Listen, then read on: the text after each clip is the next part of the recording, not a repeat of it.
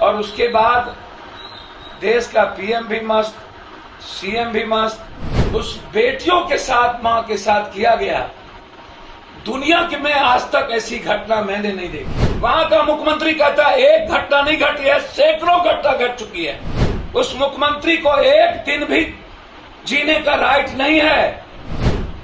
क्या उसको चुल्लू भर पानी में डूब के नहीं मर जाना चाहिए? क्या ऐसे मुख्यमंत्री के खिलाफ सुप्रीम कोर्ट को अविलंब सख्त नहीं कर देना चाहिए?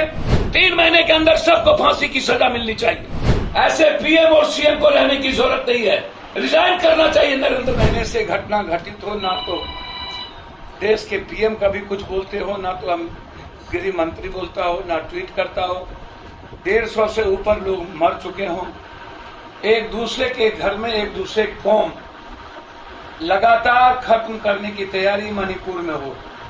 मणिपुर रक्त रंजित हो गया हो, रक्तपात हो गया हो, मणिपुर रक्त चरित्र जैसी चीजें आम बन गई हो। और उसके बाद देश का पीएम भी मस्त, सीएम भी मस्त, और वहां की पूरी डेमोक्रेसी खत्म हो गई।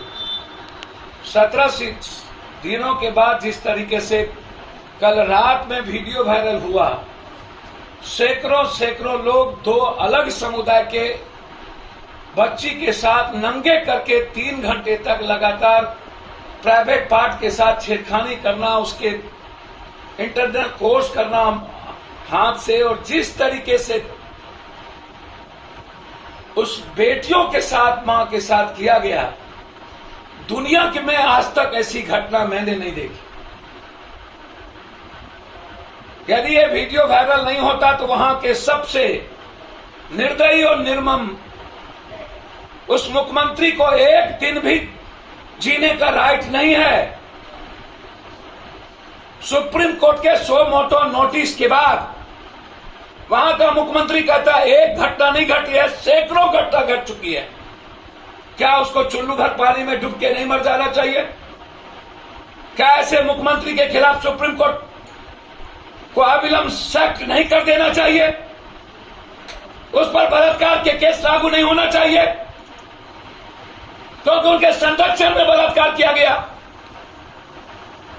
और वो खुद स्वीकार करता है कि एक नहीं सैकड़ों हुए हैं।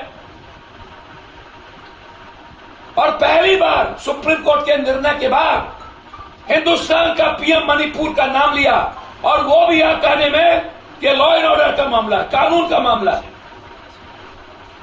कभी उनके लिए दिल्ली के पर बैठी 3 महीना की बेटियां अपनी भीख मांगती रही, रेप की, एक बार नहीं बोले। और अब कहता है इतने निर्मम सामूहिक बलात्कार किए गए उस बेटियों का, हजारों भीड़ के सामने सामूहिक बलात्कार हुआ। आजाद हिंदुस्तान के सैकड़ों साल के नजदीक हम जा चुके हैं। कब यह कानून बनाएंगे सत्ता पक्ष और विपक्ष? ये हिंदुस्तान में किसी की हिम्मत नहीं हो किसी के परिवार और घर की बेटी और मां को देखने की। कब मिलेंगे हम लोग इस बात को लेकर? यह एक बड़ा सवाल है इस हिंदुस्तान में। सर्वोच्च न्यायालय को इस पर सुप्रीम कोर्ट की कमेटी बैठा करके अविलंब 3 महीने के अंदर सबको फांसी की सजा मिलनी चाहिए। जो सरकार खुद दोषी हो, जिसने मरने और बलात्कार करने के लिए छोड़ दिया हो, उससे न्याय की उम्मीद कैसे की जा सकती है? और जो पीएम खुद कहता हो कि लॉ एंड ऑर्डर का प्रॉब्लम है, और अब छत्तीसगढ़ और राजस्थान के मुख्यमंत्री के से कहता हो कि सब लोग बलात्कार के सवाल पर आप लोग सजग होइए। सही किसी ने कहा था, नरेंद्र मोदी जी आप सिर्फ सत्ता के लिए जाने जाते हैं, चाहे बेटियों के बलात्कार पर हो, चाहे आम लोगों के कत्ल पर। ये नेता कोई भी, और खास तौर पर बीजेपी के और मणिपुर का ये दोनों व्यक्ति,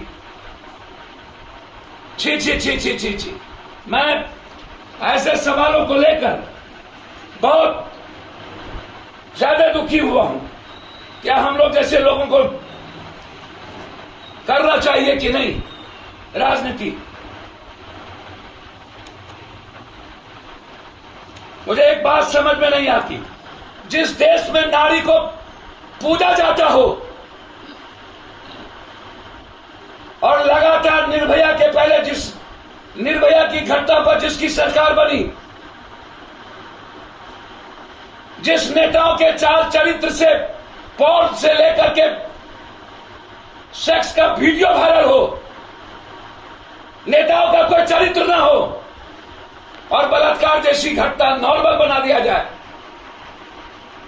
ऐसे पीएम और सीएम को रहने की जरूरत नहीं है। रिजाइन करना चाहिए नरेंद्र मोदी जी को। और सर्वोच्च न्यायालय को यह सवाल नरेंद्र मोदी जी से भी पूछना चाहिए था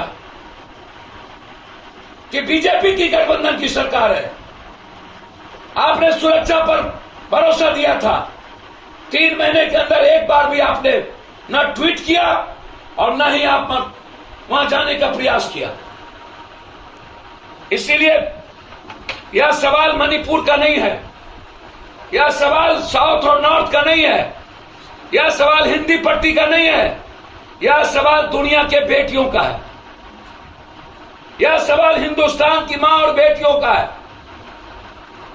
यदि आज हिंदुस्तान चुप रहती है तो आने वाला समय में किसी भी घर की बच्ची सुरक्षित नहीं होगी। निकलना होगा हिंदुस्तान की मां और बहनों को इस सवाल को लेकर।